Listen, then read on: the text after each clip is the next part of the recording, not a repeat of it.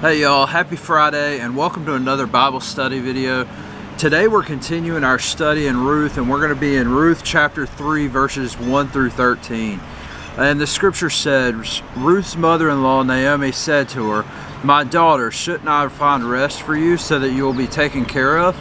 Now isn't Boaz our relative? Haven't you been working with his female servants? This evening he will be winnowing barley on the threshing floor. Wash, put on perfumed oil, and wear your best clothes. Go down to the threshing floor, but don't let the man know you are there until he has finished eating and drinking. When he lies down, notice the place where he is lying. Go in and uncover his feet and lie down. Then he will explain what you should do." So Ruth said to her, "I will do everything you say." She went down to the threshing floor and did everything her mother-in-law had charged her to do. After Boaz ate, drank, and was in good spirits, he went to lie down at the end of a pile of barley, and she came secretly, uncovered his feet, and lay down. At midnight, Boaz was startled, turned over, and there lying at his feet was a woman. So he asked, "Who are you?" "I am Ruth, your servant," she explained. "Take me under your wing, for you are a family redeemer." Then he said, "May the Lord bless you, my daughter. You have shown more kindness now than before, because you have not pursued younger men, whether rich or poor. Now don't be afraid, my daughter. I will do for you what you say, since all the people in my town know that you are a woman of noble character. Yes, it is true that I am a family redeemer, but there is a redeemer closer than I. Stay here tonight, and in the morning, if he wants to redeem you, that's good. Let him redeem you. But if he doesn't want to redeem you, as the Lord lives, I will. Now lie down until morning." So as we get into chapter 3, we're about to see a big transition. This is the turning point of the story, and this is where Naomi and Ruth's faithfulness to each other, where it pays off. We see them going from being two widows that are barely able to survive, they're having to glean for their food to survive, to some blessing coming on them. They're rewarded for faithfulness, especially Ruth.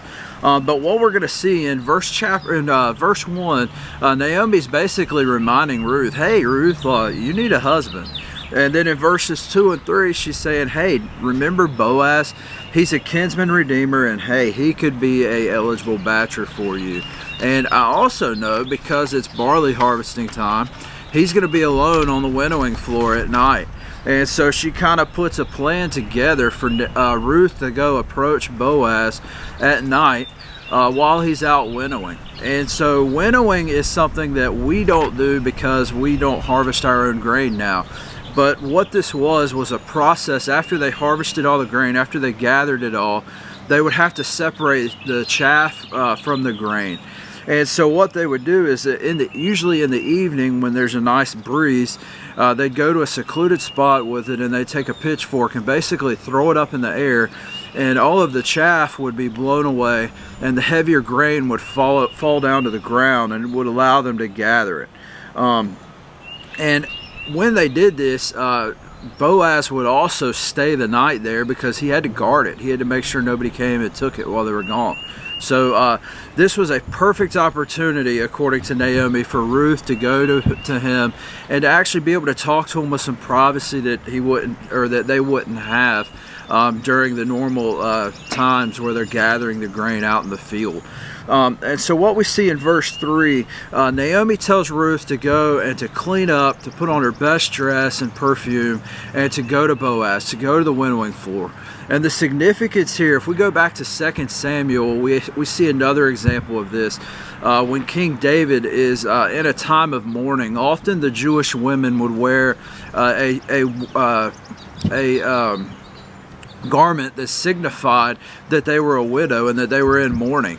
And then once they were done with this mourning phase, when they were ready to find another husband, when they were ready to move on, they would put on another dress, and that would signify that they're available to other men for them to date or to try to marry.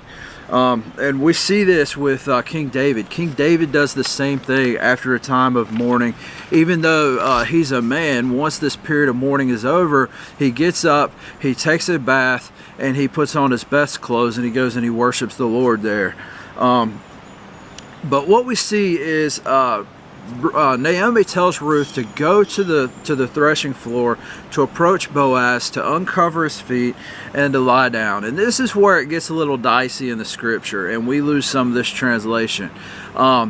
For any kind of person in this context, the uncovering of Boaz's feet would be taken as a very, very suggestive thing for her to do, and possibly have some kind of sexual overtones. So the original readers probably would have, kind of perked up an eye at this and said, what's really going on here? And the scripture doesn't necessarily elaborate on that, on what actually happens, but we do know that Ruth and Boaz, the scripture describes them as noble people.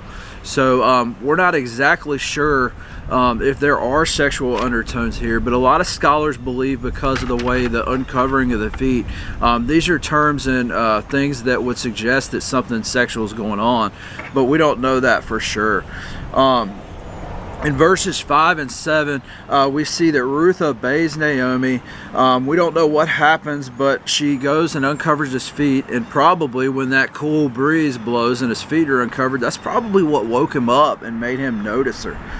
Verse 8, he wakes up, he's startled because there's a strange woman at his uncovered feet, and he asks, "Who are you?" And in verse 9, she basically throws it all out there. She says, "Spread your wings over your servant, for you are a redeemer."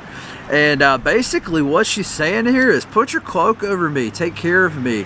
And it's kind of a marriage proposal. She's basically saying, hey, you're a kinsman redeemer, and I want you to redeem me. I want you to marry me. And how does Boaz respond? In verse 10, he actually commends her because she didn't go out and she didn't pursue a younger husband or anything for her gain. Ruth is actually putting the interest of that clan above her own. She's putting the interest of Naomi above her own. Instead of going out and finding her own husband and starting over, she's being faithful to this family and giving it a chance to be redeemed and for the line of her husband to continue. And so in verse 12 we see Boaz confesses, yes, I am a redeemer, but in verse 13 the real quick celebration quickly is kind of dulled when he says, but somebody's closer. And what that means is somebody is closer in line to Ruth's dead husband, and so he would be given the first opportunity to redeem her. And what that would entail basically for him, or what he would gain, is by paying off all of their debt and everything, he would gain all of the land and the belongings and everything. And we'll talk a little bit more about this when we continue on and we actually meet this other person in the scripture. But we are left with a promise here. Boaz, because he's a good man, because he's looking after her, he says, but if he won't do it, I will do it. So you're not going to be on your own. You're not going to be just left out to dry. I will make sure you're taken care of. And what we're going to see is they're eventually going to leave. We're going to cover this next Friday as we continue this study. But she's left with hope here. And this story is starting to change. And we see, if you remember, when Ruth and Naomi came back to Judah, they needed two things. They needed food to survive, and they needed a redeemer. And we've already seen God meet the need of their food for survival, with Boaz abundantly blessing them with food, plenty of food to eat, more than excessive. And now we're going to see him start working towards the rest of these needs. But you'll have to join us next Friday as we continue this story. But thanks for watching this video. I hope it's helped with this story. I hope you're enjoying this story in Ruth. If you have any other topics you'd like to see in videos, please email me or text me. If you're local and you need a study Bible, email me, text me, and I'll get one to you. But until the next video, I love you. Blessings.